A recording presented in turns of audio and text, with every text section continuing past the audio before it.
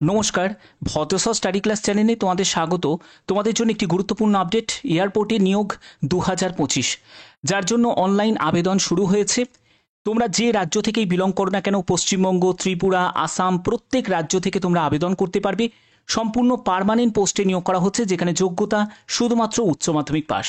তোমাদের এখানে বেতন শুরুতেই যেটি থাকবে সেটা 39,000 টাকা শুরুতেই তোমাদের বেতন থাকবে।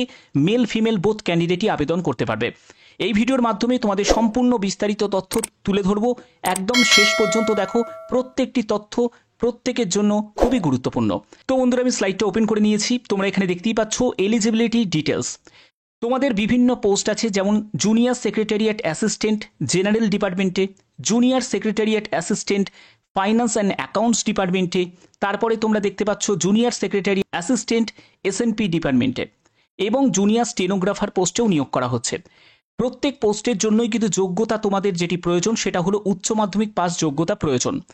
তবে স্টেনোগ্রাফার পোস্টের জন্য অবশ্যই তোমাদের স্টেনোর ব্যাপারে জ্ঞান থাকতে হবে, সেটাই স্বাভাবিক। পরবর্তী তোমরা দেখো তোমাদের এজ লিমিট কি প্রয়োজন।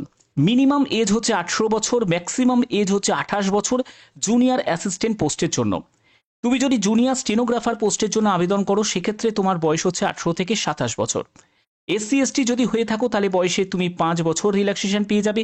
ওবিসিরা বয়সে 3 বছর রিল্যাক্সেশন পেয়ে যাবে।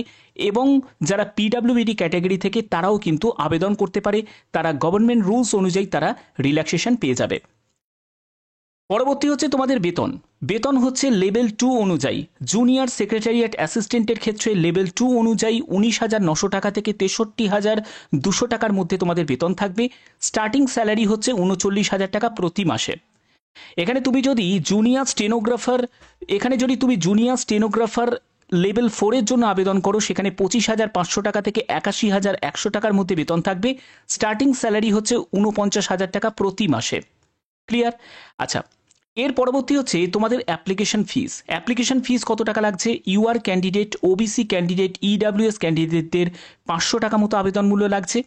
SC ST, PWBD, ex serviceman বা ওমেন ক্যান্ডিডেটদের কোনো রকম আবেদন মূল্য লাগছে না। এটা কিন্তু প্রত্যেকের জন্য বড় অপরচুনিটি। প্রথম কথা, এটি পার্মানেন্ট চাকরি, এবং দ্বিতীয় ব্যাপার হচ্ছে এটি সম্পূর্ণ সরকারি চাকরি। তো চলো পরবর্তী কি বলা হচ্ছে। পরবর্তী হচ্ছে তোমাদের সিলেকশন প্রসেস। সিলেকশন প্রসেসের জন্য প্রথমত তোমাদের একটি এমসিকিউ টাইপের টেস্ট নেওয়া হবে। তারপরে তোমাদের শর্টলিস্টের যারা ক্যান্ডিডেট তারা টাইপিংয়ের জন্য ডাক পাবে, যেখানে টাইপিং স্পিডের ক্ষেত্রে তোমাদের 35টি শব্দ প্রতি মিনিটে ইংলিশে টাইপ করতে হবে, অথবা তুমি চাইলে হিন্দিতেও টাইপ করতে পারো। সেখানে 30টি শব্দ প্রতি মিনিটে তোমাকে হিন্দিতে টাইপ করতে হবে। এখানে তোমাদের কি কি সিলেবাস আছে দেখে নাও।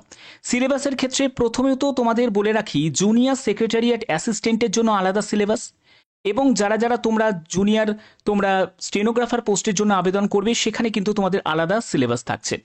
Junior secretariat assistant general, finance and account বা এসএনপি, প্রত্যেকের ক্ষেত্রে পেপার 1 এবং পেপার 2 থাকবে। দুটো করে পেপার হবে। এখানে তোমাদের বলা হচ্ছে কি, merit will be prepared based on marks obtain in paper 2, অর্থাৎ পেপার 2তে যে মার্কসটা তুমি পাবে সেটার ভিত্তিতেই কিন্তু তোমাদের ফাইনাল মেরিট প্রিপেয়ার্ড হবে। পেপার 1টা জাস্ট তোমাদের কোয়ালিফাইং নেচার। এখানে 200টা কোশ্চেন থাকবে। ক্লাস 12 স্ট্যান্ডার্ডে তোমাদের প্রশ্ন সেট হবে। 2 ঘন্টা 30 মিনিট তোমরা সময় পাচ্ছ। এবং যারা পিডাব্লিউবিডি ক্যান্ডিডেট তারা 3 ঘন্টা 20 মিনিট সময় পাবে। প্রথম পেপার 1এতে যেটা কোয়ালিফাইং নেচার, সেটা মেন্টাল অ্যাবিলিটি টেস্ট, অর্থাৎ জিআই এর ওপর তোমাদের 100 কোশ্চেন থাকবে। 200 মার্কসের তোমাদের পরীক্ষা হবে। 90 মিনিট তোমরা সময় পাবে, কোনো রকম নেগেটিভ মার্কিং নেই। এটা কোয়ালিফাইং নেচার। তারপরে চলে যাবে পেপার 2তে। সেখানে জেনারেল অ্যাওয়ারনেস আর ইংলিশ ল্যাঙ্গুয়েজের ওপর 50 কোশ্চেন্স থাকবে।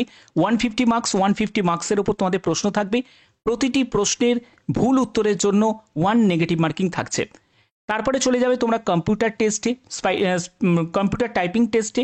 সেখানে তোমাদের 30টি শব্দ প্রতি মিনিটে তুমি যদি হিন্দিতে টাইপ করো তাহলে, আর যদি তুমি ইংলিশে টাইপ করো সেখানে 35টি শব্দ প্রতি মিনিটে তোমাকে টাইপ করতে হবে। এগুলো সব এখানে ক্লিয়ার করা আছে।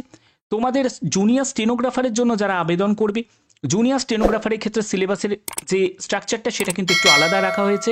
যেখানে দেখো তোমাদের part 1, part 2, part 3 general intelligence and reasoning, general awareness এবং ইংলিশ ল্যাঙ্গুয়েজের ওপর 50 কোশ্চেন্স এবং 100 কোশ্চেন্স তোমাদের থাকবে।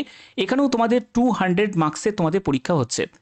সময় যেটা পাবে 2 ঘন্টা। যারা পিডাব্লিউবিডি ক্যান্ডিডেট তারা 2 ঘন্টা 40 মিনিট সময় পাচ্ছে। ঠিক আছে, 0.25 হচ্ছে নেগেটিভ মার্কিং, অর্থাৎ 1/4 নেগেটিভ মার্কিং থাকছে। তারপরে তোমাদের প্রফিসিয়েন্সি টেস্ট স্টেনোগ্রাফির ক্ষেত্রে দেখতেই পাচ্ছ, ইংলিশের জন্য তোমাদের স্কিল টেস্ট নেওয়া হবে, যেখানে 50 মিনিট তোমরা সময় পাবে, একটা ডিকটেশন তোমাদের দেওয়া হবে, তারপর ট্রান্সক্রিপশন থাকবে। এইসব তোমাদের হিন্দি, ইংলিশ যে ল্যাঙ্গুয়েজে তুমি দেবে সেই ল্যাঙ্গুয়েজের ওপর থাকছে। তোমাদের এই যে নিয়োগটি করা হচ্ছে সেটা হলো ন্যাশনাল এরোস্পেস ল্যাবরেটরিজের তরফ থেকে। এয়ারপোর্ট রোড তোমরা দেখতেই পাচ্ছ 3/2025। অফিসিয়াল ওয়েবসাইটের লিঙ্ক আমি ডিসক্রিপশনে দিয়ে দেবো, তোমরা সেখান থেকে ডাইরেক্ট আবেদন করতে পারবে। অনলাইন আবেদন তোমাদের 16 এপ্রিল থেকে শুরু হয়েছে, 20 মে পর্যন্ত সম্পূর্ণ অনলাইনে তোমরা আবেদন করতে পারবে। এখানে একটি পোস্ট নয়, একাধিক পোস্ট, যে পোস্টগুলো তোমাদের অলরেডি আমি ক্লিয়ার করে দিয়েছি। জুনিয়র সেক্রেটারিয়েট অ্যাসিস্ট্যান্টের মধ্যে বিভিন্ন ভাগ আছে, বিভিন্ন ডিপার্টমেন্ট আছে। জুনিয়র স্টেনোগ্রাফার সহ বিভিন্ন পোস্টে তোমরা আবেদন করতে পারবে। যেহেতু একটি পার্মানেন্ট সরকারি চাকরি, তার জন্য প্রত্যেকে আবেদন করতে পারো। এখানে দেখো, তোমাদের ভারতীয় নাগরিক প্রত্যেকে আবেদন করতে পারো, যে কোনো জেলা, যে কোনো রাজ্য থেকে তোমরা আবেদন করতে পারো। এখানে ভ্যাকেন্সির ব্যাপারটা দেখো, জুনিয়র সেক্রেটারিয়েট অ্যাসিস্ট্যান্ট জেনারেলের ক্ষেত্রে 9টি মতো শূন্যপদ আছে। জুনিয়র সেক্রেটারিয়েট অ্যাসিস্ট্যান্ট SNP এর জন্য 5টি শূন্যপদ আছে। জুনিয়র সেক্রেটারি অ্যাসিস্ট্যান্ট তোমাদের ফাইন্যান্স অ্যান্ড অ্যাকাউন্টের ক্ষেত্রে 7টি আছে। জুনিয়র স্টেনোগ্রাফারের জন্য 5টি আছে। শূন্যপদ দেখে তোমরা অনেকেই ভাবছো যে এত কম শূন্যপদ, দেখো এই ভ্যাকেন্সির কথা অনেকেই জানে না, প্রথম কথা। দ্বিতীয় কথা হচ্ছে যে এই সব জায়গায় ভ্যাকেন্সি কম, কিন্তু সবথেকে বড় ব্যাপার হচ্ছে পার্মানেন্ট পোস্ট। পার্মানেন্ট পোস্টে একটি সেন্ট্রাল গভর্নমেন্টের চাকরি, যদি তোমাদের সুযোগ সুবিধা থাকে, আবার মেয়েদের কোনো আবেদন মূল্যও লাগছে না, তো সেক্ষেত্রে এটা কিন্তু একটা বড় সুযোগ। যদি কাজে লাগাতে চাও অবশ্যই আবেদন করতে পারো। তো দেখো, এখানে তোমাদের বেতন মানে বেসিক পের সাথে সাথে তোমাদের কি কি থাকছে, ডিয়ারনেস অ্যালাউন্স তোমরা পেয়ে যাবে, হাউস রেন্ট অ্যালাউন্স পাবে, ট্রান্সপোর্ট অ্যালাউন্স পাবে, এইসব বিভিন্ন সুযোগ সুবিধা তোমাদের থাকছে। তো এবার ভারতীয় নাগরিক তোমাদের বললাম, যে কোনো প্রার্থীরা আবেদন করতে পারে। এগুলো তো তোমাদের সম্পূর্ণ আমি আগেই ক্লিয়ার করে দিয়েছি। তোমরা যদি আবেদন করতে চাও অবশ্যই কিন্তু আবেদন করতে পারো। এজ রিল্যাক্সেশন প্রত্যেকটি তথ্য তোমাদের দিয়ে দিয়েছি, এবং তোমাদের আবেদন করার জন্য অফিসিয়াল ওয়েবসাইটের লিঙ্ক আমি সেটা ডেসক্রিপশনে দিয়ে দেবো, তোমরা সেখান থেকে ডাইরেক্ট ভিজিট করে আবেদন করতে পারবে।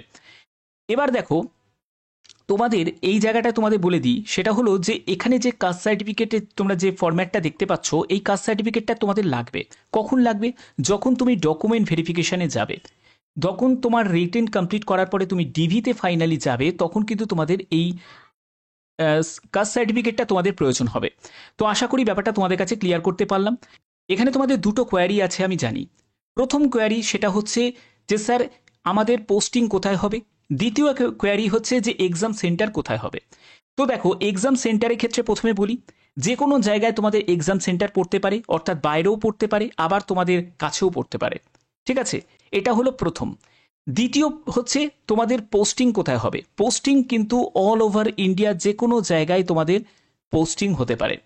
ঠিক আছে, যে কোনো জায়গায় তোমাদের পোস্টিং হতে পারে।